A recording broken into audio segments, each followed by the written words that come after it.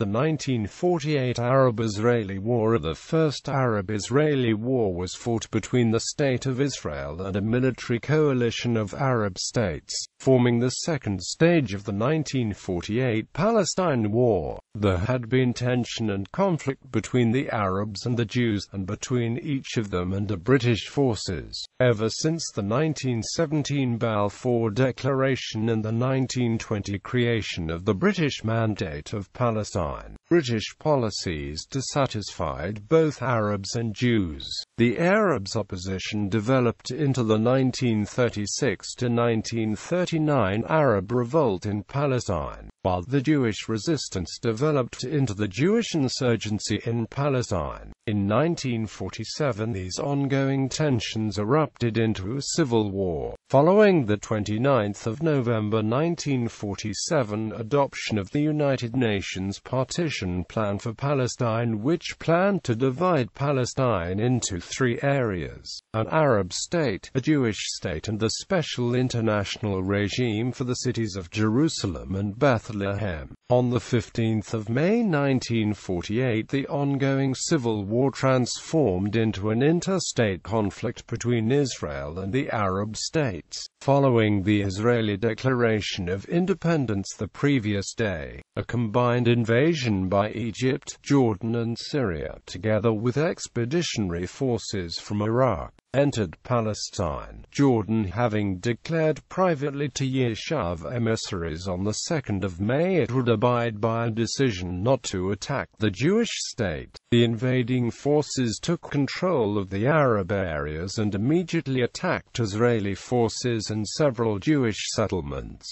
The 10 months of fighting, interrupted by several truce periods, took place mostly on the former territory of the British Mandate and for a short time also in the Sinai Peninsula and southern Lebanon. As a result of the war, the State of Israel retained the area that the UN General Assembly Resolution 181 had recommended for the proposed Jewish state, as well as almost 60% of the area of Arab state proposed by the 1948 Partition Plan, including the Jaffa, Lydda and Ramla area, Galilee, some parts of the Negev, a wide strip along the Tel Aviv-Jerusalem road, West Jerusalem, and some territories in the West Bank. Transjordan took control of the remainder of the former British Mandate, which it annexed, and the Egyptian military took control of the Gaza Strip. At the Jericho Conference on 1 December 1948, 2,000 Palestinian delegates called for unification of Palestine and Transjordan as a step toward full Arab unity. No state was created for the Palestinian Arabs.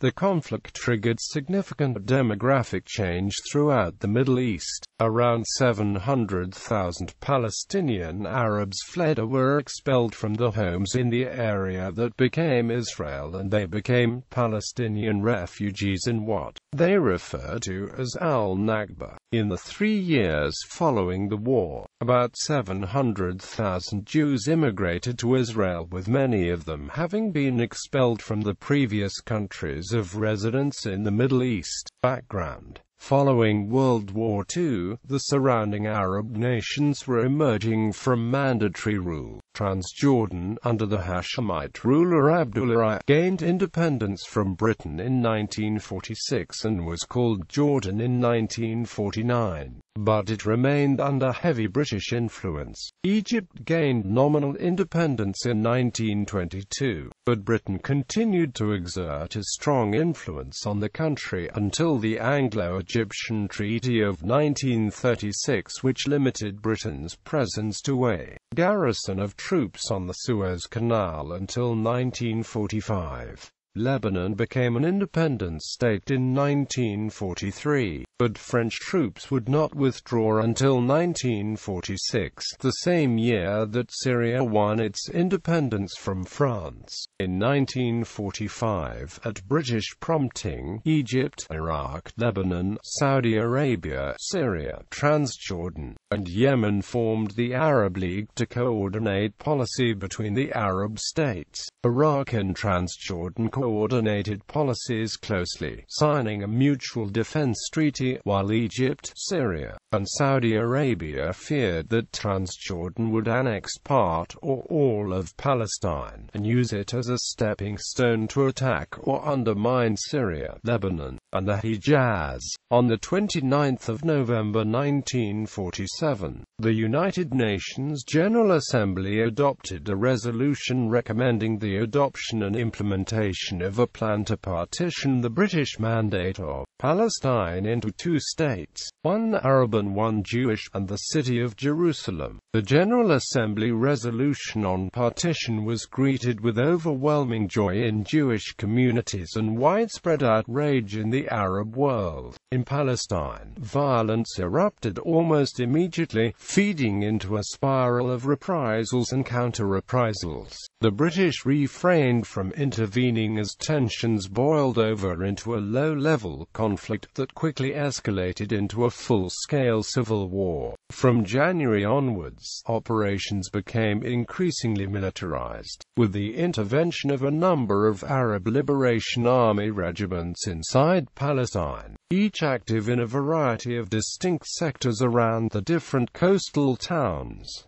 They consolidated the presence in Galilee and Samaria. Abd al-Qadir al-Husseini came from Egypt with several hundred men of the Army of the Holy War. Having recruited a few thousand volunteers, al-Husseini organized the blockade of the 100,000 Jewish residents of Jerusalem. To counter this, the Yishuv authorities tried to supply the city with convoys of up to 100 armored vehicles, but the operation became more and more impractical as the number of casualties in the relief convoys surged. By March, al-Husseini's tactic had paid off. Almost all of Haganah's armored vehicles had been destroyed, the blockade was in full operation, and hundreds of Haganah members who had tried to bring supplies into the city were killed. The situation for those who dwelt in the Jewish settlements in the highly isolated Negev and north of Galilee was even more critical. While the Jewish population had received strict orders requiring them to hold the ground everywhere at all costs, the Arab population was more affected by the general conditions of insecurity to which the country was exposed. Up to 100,000 Arabs, from the urban upper and middle classes in Haifa, Jaffa and Jerusalem, or Jewish-dominated areas, evacuated abroad to Arab centers eastwards.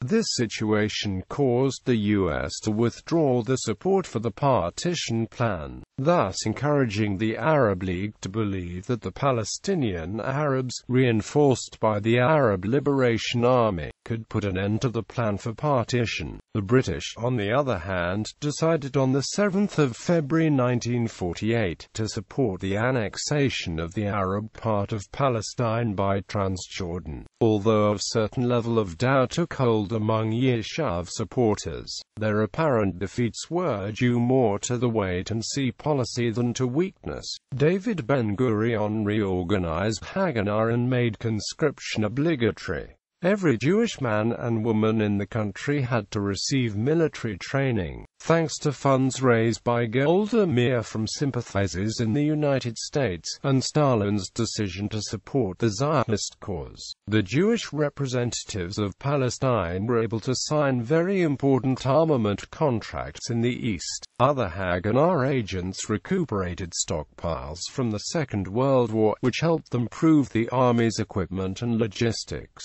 Operation Balak allowed arms and other equipment to be transported for the first time by the end of March. Ben-Gurion invested Yigal Yadin with the responsibility to come up with a plan of offense whose timing was related to the foreseeable evacuation of British forces. This strategy, called Plan Dalet, was readied by March and implemented towards the end of April. A separate plan, Operation Nashon, was devised to lift the siege of Jerusalem. 1,500 men from Haganah's Givati Brigade and Palmach's Hale Brigade conducted sorties to free up the route to the city between 5 and the 20th of April. Both sides acted offensively in defiance of the partition plan, which foresaw Jerusalem Jerusalem as a corpus separatum, under neither Jewish nor Arab jurisdiction. The Arabs did not accept the plan, while the Jews were determined to oppose the internationalization of the city, and secure it as part of the Jewish state. The operation was successful, and enough foodstuffs to last 2 months were trucked into Jerusalem for distribution to the Jewish population. The success of the operation was assisted by the death of al-Hassani in combat.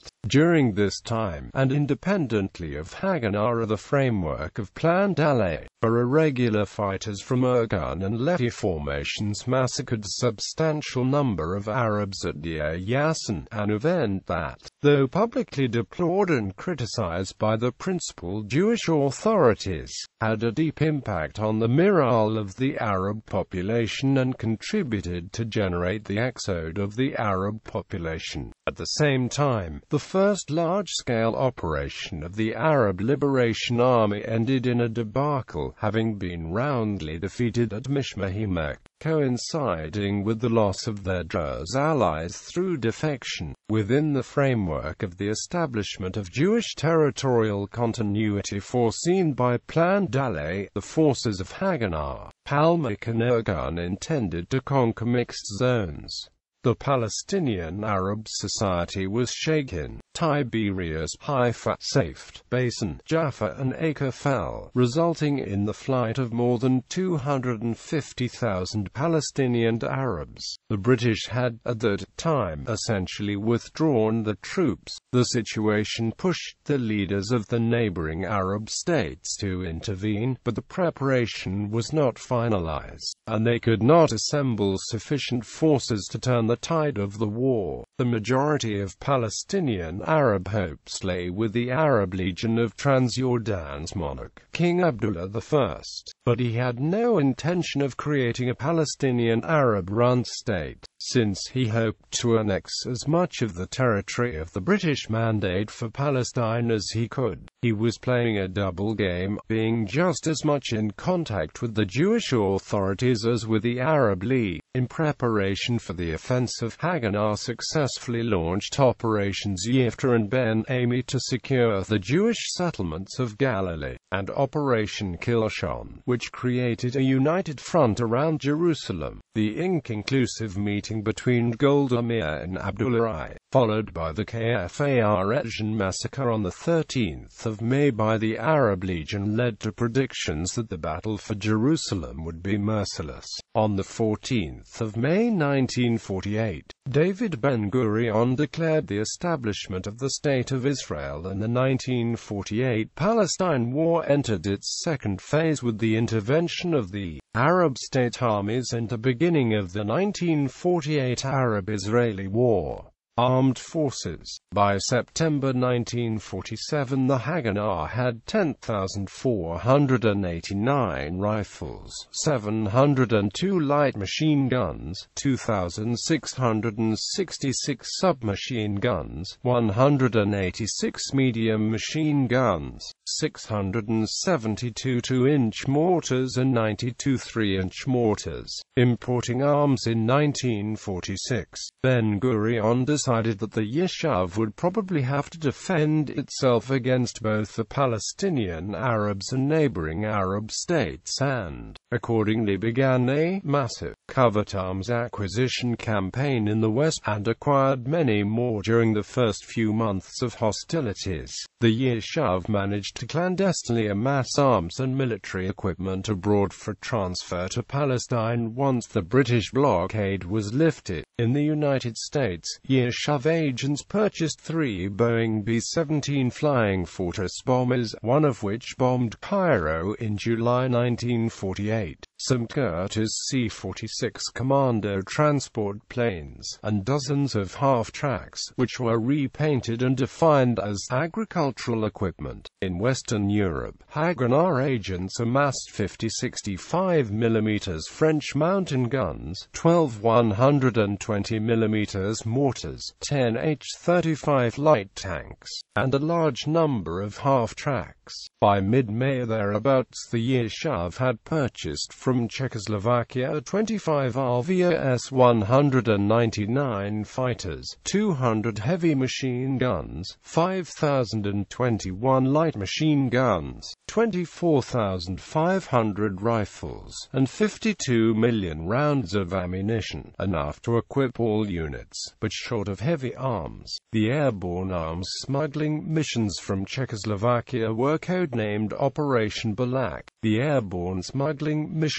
were carried out by mostly American aviators, Jews and non-Jews, led by ex-U.S. Air Transport Command Flight Engineer Al Schwimmer. Schwimmer's operation also included recruiting and training fighter pilots such as Lulanat, commander of the first Israeli air assault against the Arabs. Arms production. The Yishuv also had a relatively advanced arms producing capacity that between October 1947 and July 1948 produced 3 million 9mm bullets, 150,000 mils grenades, 16,000 submachine guns and 210 3-inch mortars, along with a few David Kerr mortars, which had been indigenously designed and produced. They were inaccurate but had spectacularly loud explosion that demoralized the enemy. A large amount of the munitions used by the Israelis came from the Ayalon Institute, a clandestine bullet factory underneath Kibbutz Ayalon, which produced about 2.5 million bullets for Sten guns. The munitions produced by the Ayalon Institute were said to have been the only supply that was not in shortage during the war. Locally produced explosives were also plentiful. After Israel's independence, these clandestine arms manufacturing operations no longer had to be concealed and were moved above ground. All of the Haganah's weapons manufacturing was centralized and later became Israel Military Industries. Manpower. In November 1947, the Haganah was an underground paramilitary force that had existed as a highly organized national force since the Arab riots of 1920-21, and throughout the riots of 1929, Great Uprising of 1936-39, and World War II.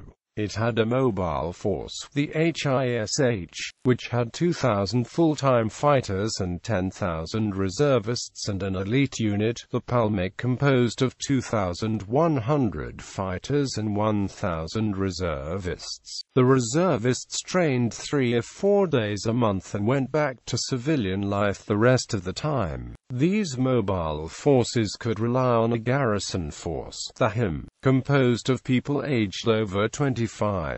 The Yishuv's total strength was around 35,000, with 15,000 to 18,000 fighters and a garrison force of roughly 20,000. There were also several thousand men and women who had served in the British Army in World War II who did not serve in any of the underground militias but would provide valuable military experience during the war. Walid Khalidi says the Yishuv had the additional forces of the Jewish settlement police, numbering some 12,000, the Gadna youth battalions, and the armed settlers. Few of the units had been trained by December 1947.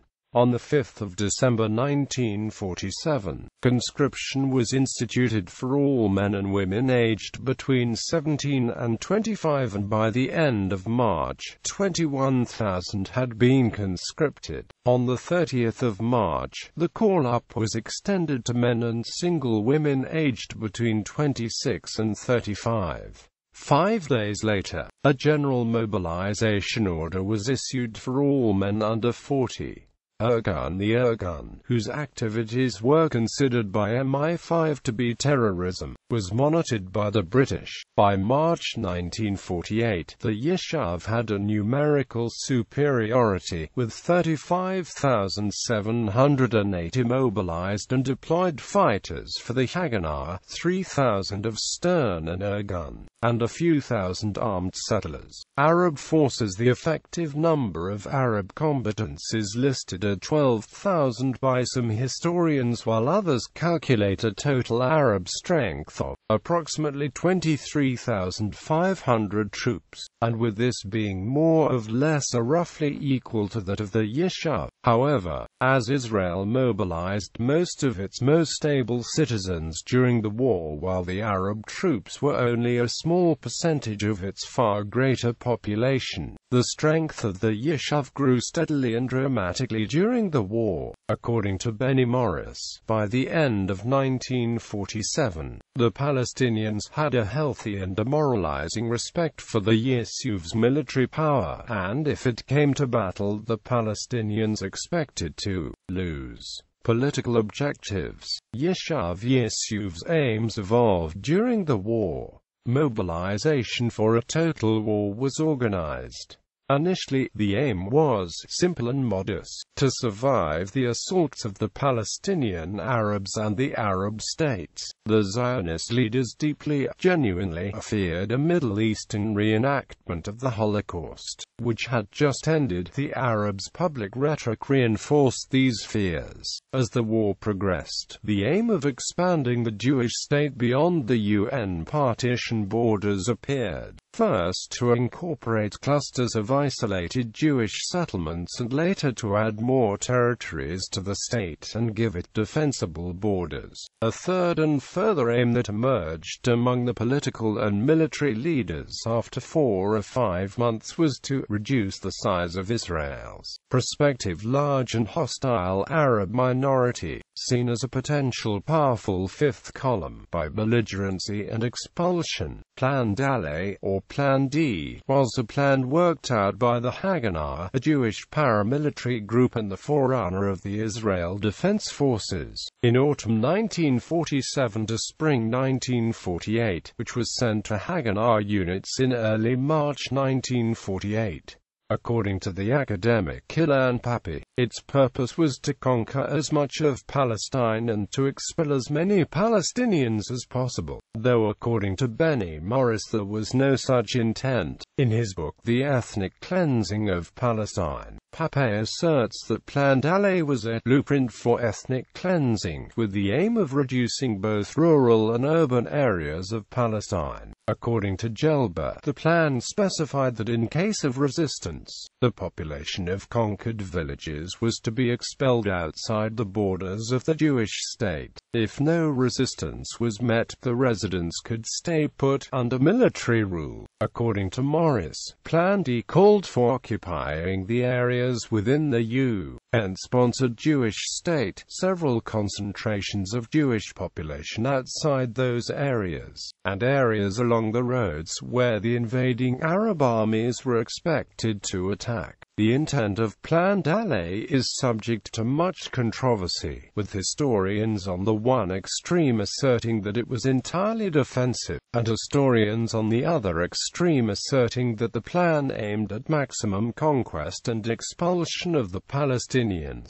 The Yishuv perceived the peril of an Arab invasion as threatening its very existence. Having no real knowledge of the Arabs' true military capabilities, the Jews took Arab propaganda literally, preparing for the worst and reacting accordingly. The Arab League as a whole. The Arab League had unanimously rejected the UN partition plan and were bitterly opposed to the establishment of a Jewish state. The Arab League before partition affirmed the right to the independence of Palestine, while blocking the creation of a Palestinian government. Towards the end of 1947, the League established a military committee commanded by the retired Iraqi General Ishmi Safwat, whose mission was to analyze the chance of victory of the Palestinians against the Jews.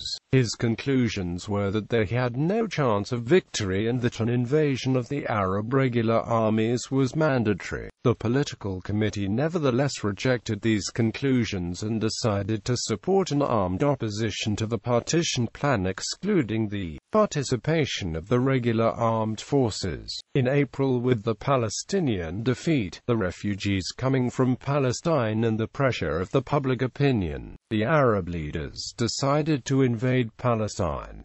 The Arab League gave reasons for its invasion in Palestine in the cablegram. The Arab states find themselves compelled to intervene in order to restore law and order and to check further bloodshed. The mandate over Palestine has come to an end, leaving no legally constituted authority. The only solution of the Palestine problem is the establishment of a unitary Palestinian state. British diplomat Alec Kirkbride wrote in his 1976 memoirs about a conversation with the Arab League's Secretary-General Azam Pasha a week before the armies marched. When I asked him for his estimate of the size of the Jewish forces, waved his hands and said, "It does not matter how many there are, we will sweep them into the sea." Approximately 6 months previously, according to an interview in an 11th of October 1947 article of Akhbar al-Yom, Azam said, "I personally wish that the Jews do not drive us to this war, as this will be a war of extermination and a momentous massacre which will be spoken of like the Mongolian massacres and the Crusades." According to Yoav Gelber, the Arab countries were drawn into the war by the collapse of the Palestinian Arabs and the Arab Liberation Army. The Arab government's primary goal was preventing the Palestinian Arabs' total ruin and the flooding of their own countries by more refugees. According to their own perception, had the invasion not taken place, there was no Arab force in Palestine capable of checking the Haganah's offensive. Anyway, the Yishuv perceived the peril of an Arab invasion as threatening its very existence. Having no real knowledge of the Arabs' true military capabilities, the Jews took Arab propaganda literally, preparing for the worst and reacting accordingly.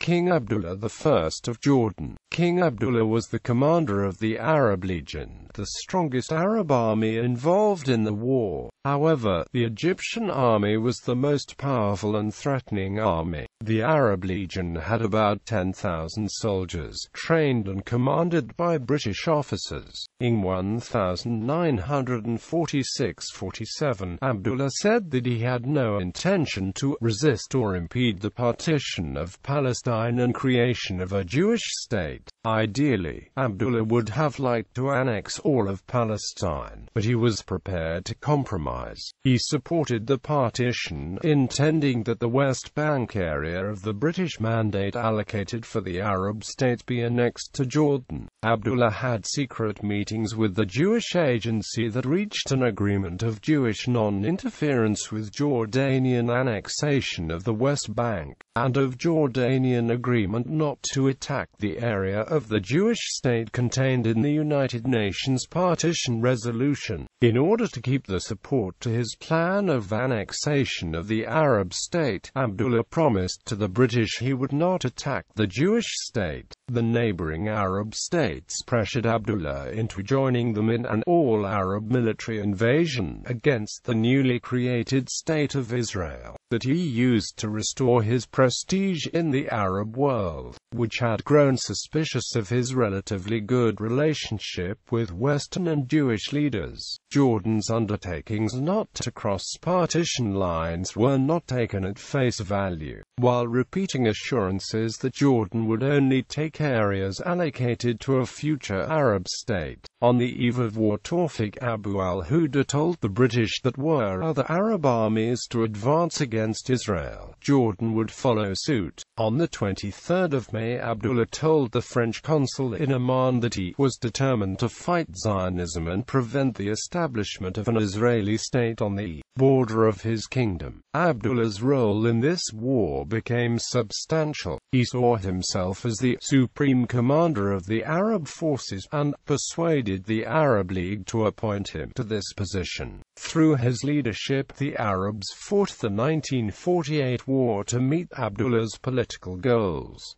The other Arab states, King Farouk of Egypt was anxious to prevent Abdullah from being seen as the main champion of the Arab world in Palestine, which he feared might damage his own leadership aspirations of the Arab world. In addition, Farouk wished to annex all of southern Palestine to Egypt. According to Gamal Abdel Nasser, the Egyptian army first communique described the Palestine operations as a merely punitive expedition against the Zionist gangs, using a term frequent in Haganah reports of Palestinian fighters. Nouri has said, the strongman of Iraq had ambitions for bringing the entire Fertile Crescent under Iraqi leadership. Both Syria and Lebanon wished to take certain areas of northern Palestine. One result of the ambitions of the various Arab leaders was a distrust of all the Palestinian leaders who wished to set up a Palestinian state, and a mutual distrust of each other.